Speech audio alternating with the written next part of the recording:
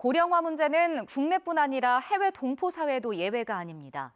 많은 한인이 모여 사는 미국 LA 역시 노년층 비중과 빈곤율이 높아지고 있는데요. 현지 한인 사회가 힘을 모아 동포 어르신들에게 도시락을 나눠주고 다양한 무료 프로그램도 운영하고 있습니다. 김은경 리포터입니다. 주차장에 늘어선 대기 행렬. 저마다 상자를 하나씩 받아갑니다. 채소를 곁들인 각종 고기 요리에 빵과 우유까지. 어르신들의 영양 균형을 맞춘 도시락입니다. 한인타운에 있는 노인 지원 시설에서 올해 들어 매일 도시락 200인분을 나눠주고 있습니다. 우선 노인들이 식사하는데 많은 지장이 있잖아요. 그래도 이렇게 협조해 주니까 노인네들이 좋아하지. 음식 같은 걸 여기서 나눠주게 돼가지고 좀 서로 우리 그 이웃들하고 같이 모든 이런 좋은 음식을 나누는 그런 기회를 갖는 게 너무나 좋고. 새해부터 도시락 나눔을 시작한 데에는 점점 빨라지는 동포 사회 고령화와 노인 빈곤율이 영향을 미쳤습니다. 미국 내 한인은 모두 205만여 명, 그중 65세 이상은 27만 6천여 명으로 1년 새에 약 10% 늘었습니다. 노인 빈곤율도 높은 편입니다. 65세 이상 한인의 빈곤율은 18.5%, 미국 전체 평균보다 2배나 높습니다. 같은 기간 장년층 동포가 상대적으로 많은 LA 지역은 빈곤율이 무려 24% 넘게 치솟았습니다. 심각해지는 노년층 빈곤 문제를 고민하던 한인 노인 지원 시설에서 지난해 8월부터 LA시 노인국에 식사 지원을 요청했고 5달 만에 받아들여졌습니다. 고물가로 끼니를 챙겨 먹기 힘들었던 동포들은 큰 힘을 얻게 됐다며 반깁니다. 음식값이 유별나게 비싸기 때문에 거기까지 들어서 이런 건 물론 제공한다는 게 참 바람직하지 좋지요. 이 밖에 법률 상담부터 댄스 수업까지 40개 넘는 프로그램도 노년층이 무료로 이용할 수 있습니다. 매주 시설을 찾는 한인 동포는 1000여 명. 수업에 나와 동년배 친구들을 사귀면서 삶의 활력을 얻습니다.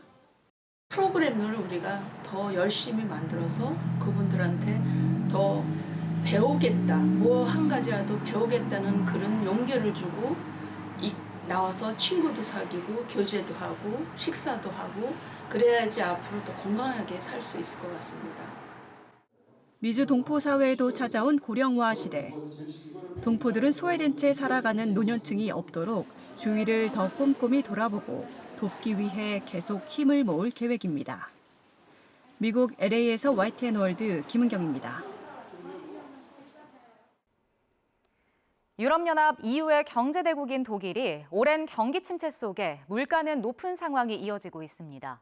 어느덧 70대를 넘긴 파독 광부와 간호사 등 현지 동포들도 여파를 피하지 못하는 상황인데요. 이런 현상의 배경에는 독일의 경제 구조와 고령화 문제가 자리 잡고 있습니다. 김겨울 리포터가 전해드립니다. 독일에서 14년째 사는 신미리 씨는 부쩍 높아진 장바구니 물가를 체감하고 있습니다. 지난 6개월 동안 특히 눈에 현저하게 뜬 거는 고기값이 많이 오른 것 같아요. 고기값, 그다음에 유제품.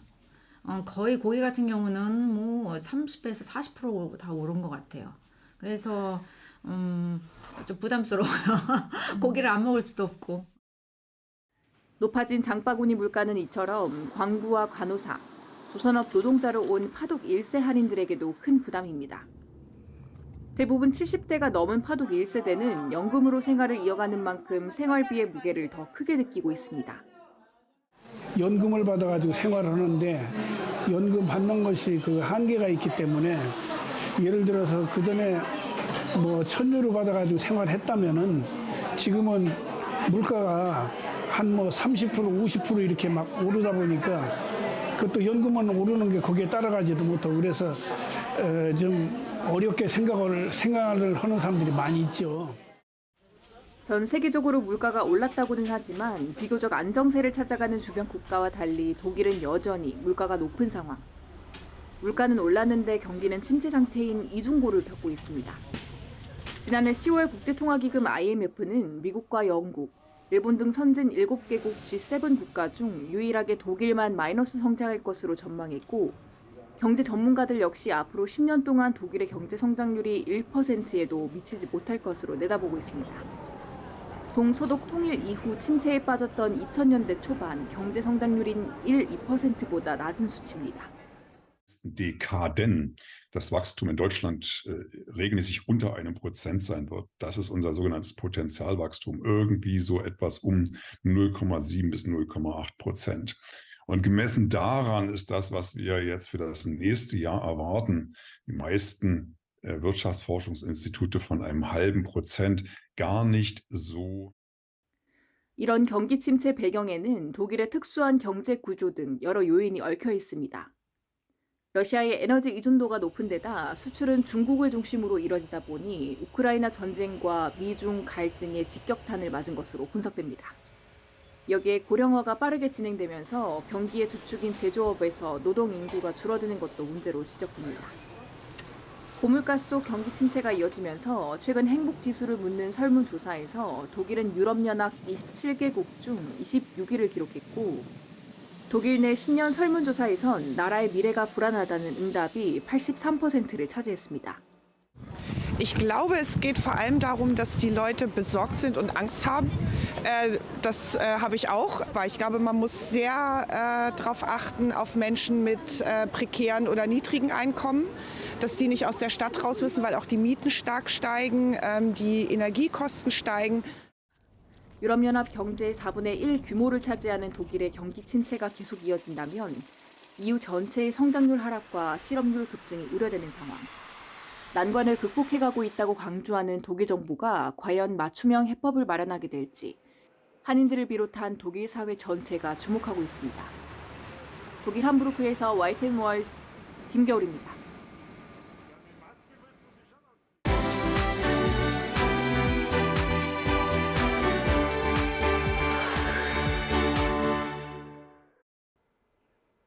해외 입양 동포 가운데는 이런저런 이유로 입양의 상처를 안고 살아가는 이들이 적지 않습니다. 이들에게 뿌리 찾기는 쉽지 않은 일이지만 마음을 치유해가는 과정이 되기도 하는데요. 전 세계 한인들의 다양한 삶을 소개하는 글로벌 코리안. 이번 시간은 모국과의 연결고리를 통해 마음의 평화를 찾은 벨기에 입양 동포 사연입니다. 안녕하세요. 예선이에요. 벨기에 사람이에요. Voilà, c'est ma présentation. J'ai 49 ans et j'ai été adoptée à l'âge de 13 mois.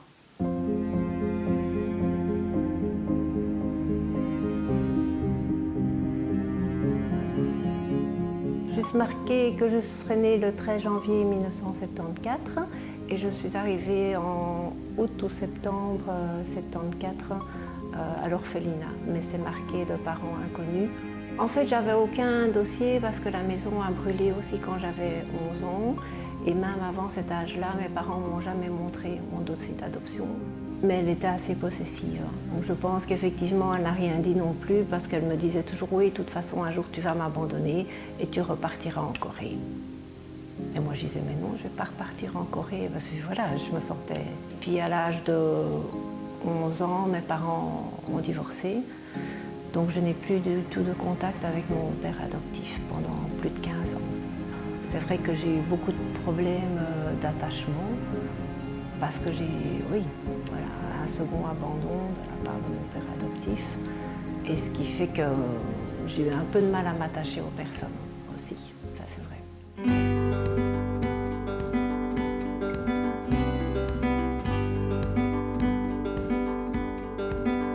En fait, un jour, je suis allée à un gala organisé anciennement par un groupe d'adoptés. Et là, quand je me suis retrouvée au milieu d'autres adoptés, d'autres jaunes, je me suis sentie très bien.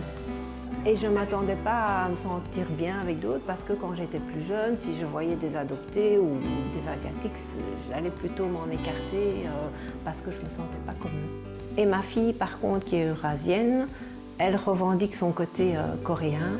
Alors que je ne pense pas qu'au premier coup d'œil, on se dirait qu'elle est asiatique. Mais elle, voilà, elle se sent asiatique, elle revendique ce côté-là.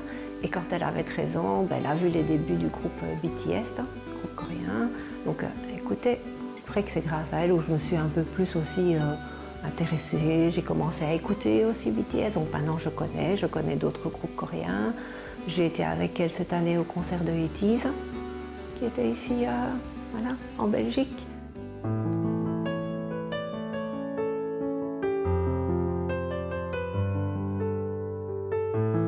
Et c'est vrai qu'une fois arrivée à l'aéroport, je me suis sentie bien.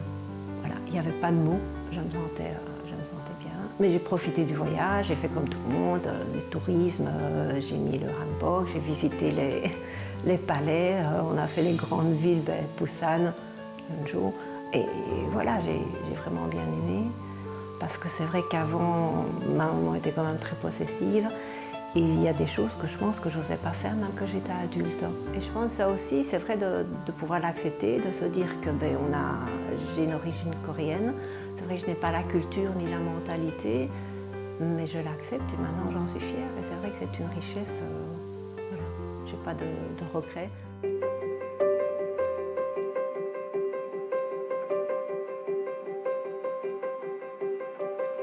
Ça, je l'ai fait ici à l'ambassade de Belgique, il y a déjà 4 ans, je pense.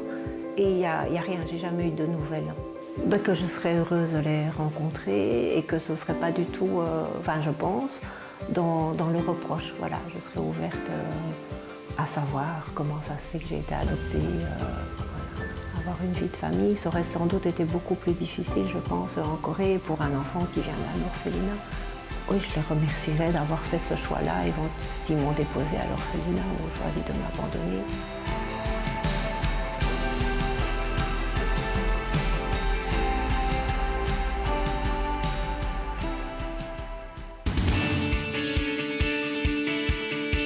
이제 해외에서도 스마트 TV로 YTN 실시간 뉴스를 시청할 수 있습니다.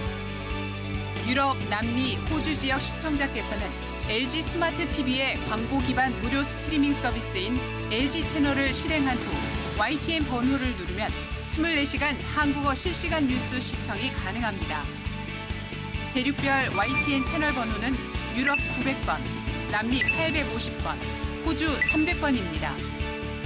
YTN은 재외동포 등 해외 시청자가 언제 어디서나 한국어 뉴스를 시청할 수 있도록 미디어 플랫폼 확장에 앞장서겠습니다. 여러분의 많은 시청 바랍니다.